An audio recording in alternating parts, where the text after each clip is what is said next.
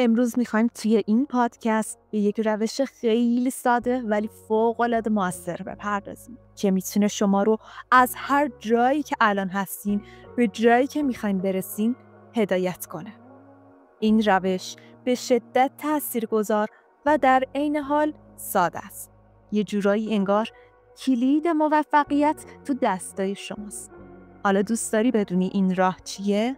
پس تا آخر این ویدیو با من باش و مطمئن باش که این یکی از مهمترین لحظات زندگیت خواهد شد. موضوع امروزمون خیلی جذاب و انگیزشیه. میتونه کلی تغییرات خوب توی زندگی شما به وجود بیاره. میدونیم که زندگی پر از اهداف و خواسته ها و رویاه هست. ولی خیلی وقتا پیش میاد که نمیدونیم چطور باید به اون اهداف برسیم. شاید شما هم مثل خیلی از آدما این سوالو از خودتون پرسیدین. چطور میتونم به هدفم برسم؟ یا چطوری میتونم اون چیزی که میخواستم رو به واقعیت تبدیل کنم؟ اولین چیزی که باید بدونین اینه که برای رسیدن به هر چیزی باید دقیقاً بدونین چی میخواین. خیلی از ما فکر میکنیم وقتی از زندگیمون ناراضی هستیم، یه دوست داریم موفق بشیم، باید یه تغییر بزرگ توی زندگیمون بدیم.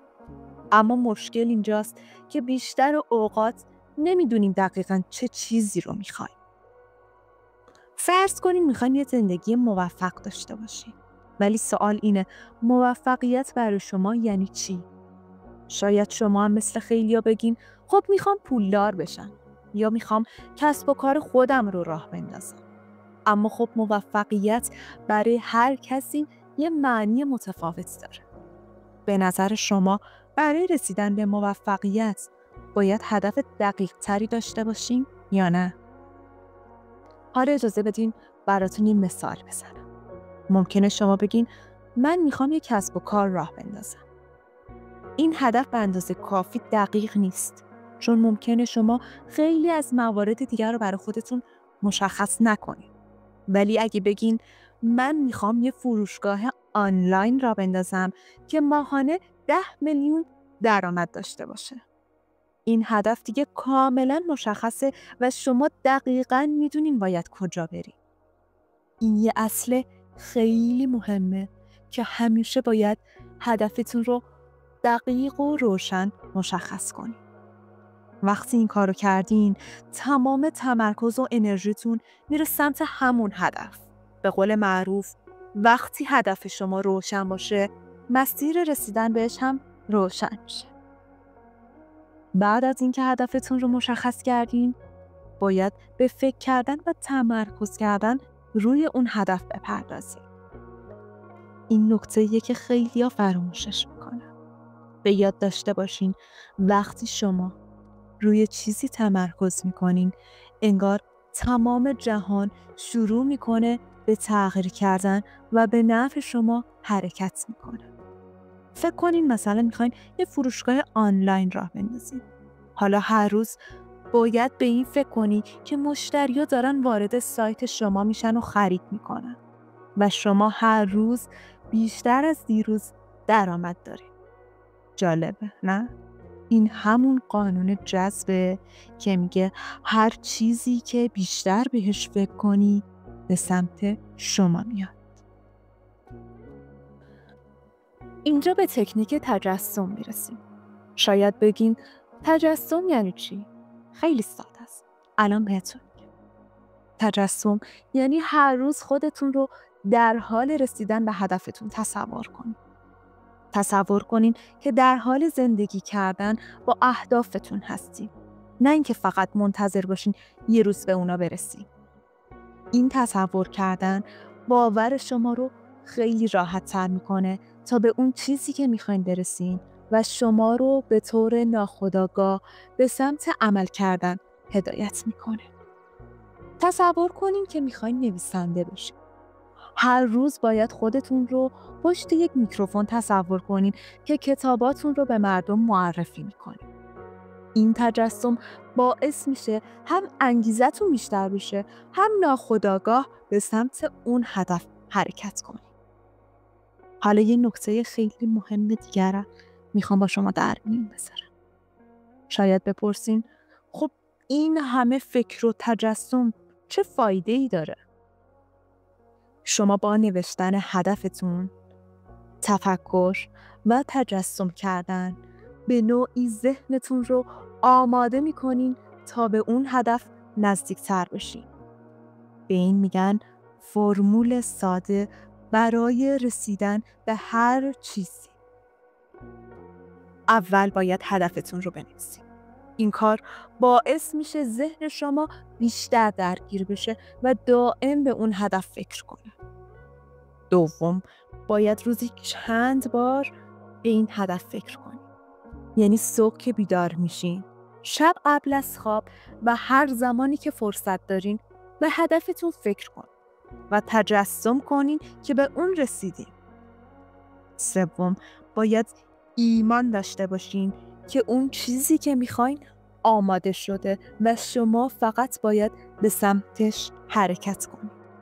و چهارم، اینکه عمل کنید. فقط فکر کردن و تجسم کافی نیست.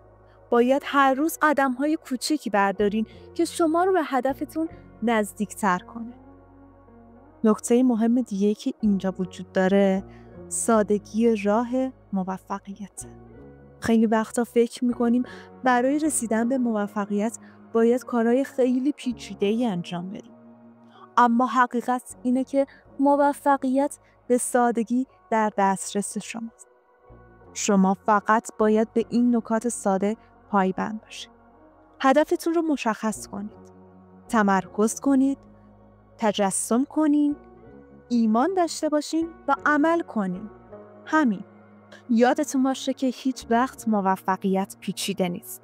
شما میتونین به هر چیزی که میخواین برسین. فقط باید شروع کنید. ایمان داشته باشین و هر روز یه قدم به سمت هدفتون بردارین. اگه شما باور کنید، جهان هم به شما کمک میکنه که به خواسته هاتون برسید. خب رفقا، امیدوارم این پادکست بهتون کمک کرده باشه که دیدگاهتون نسبت به موفقیت تغییر کنه و انگیزه بگیرین که به هدفتون نزدیکتر بشین. هر موقع احساس کردین که نیاز به انگیزه دارین، این پادکست رو دوباره نگاه کنید. یادتون باشه شما میتونین هر چیزی رو که میخواین به دست بیارین. همه آدم‌های موفق یه ویژگی مشترک دارن.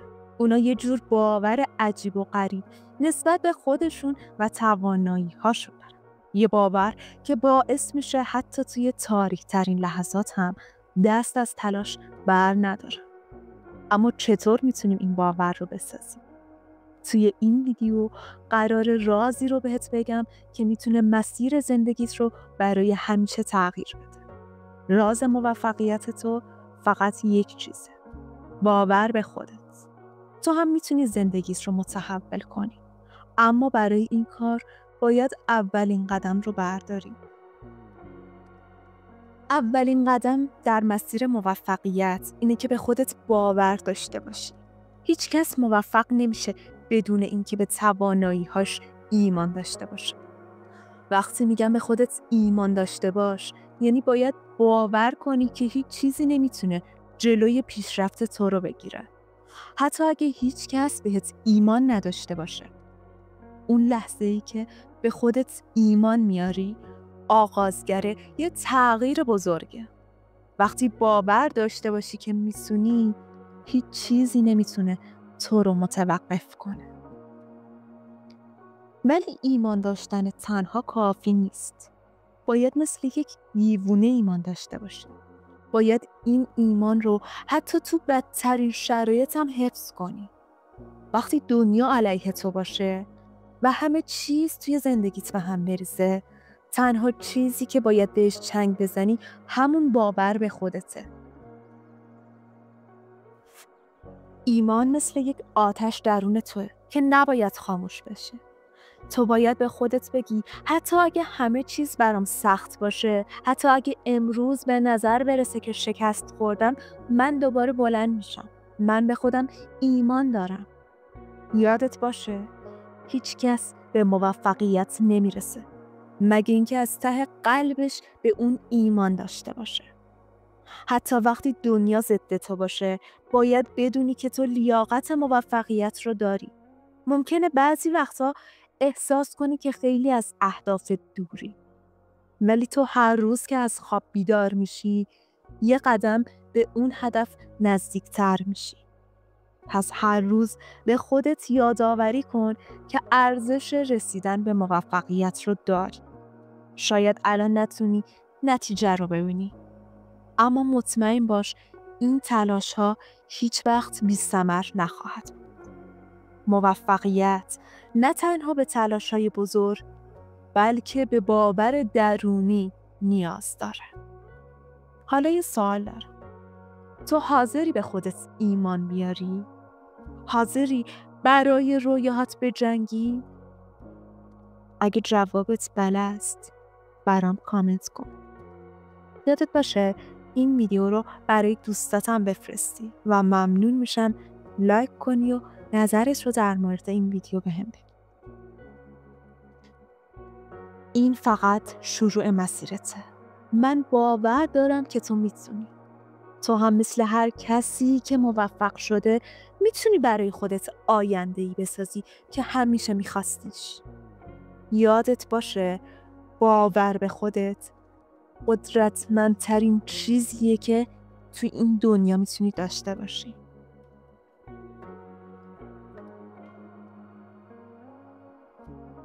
تو فقط باور داشته باش و به سمت هدفت حرکت کن تا دنیا اون چیزی رو که میخوای دو دستی تقدیمت کنه.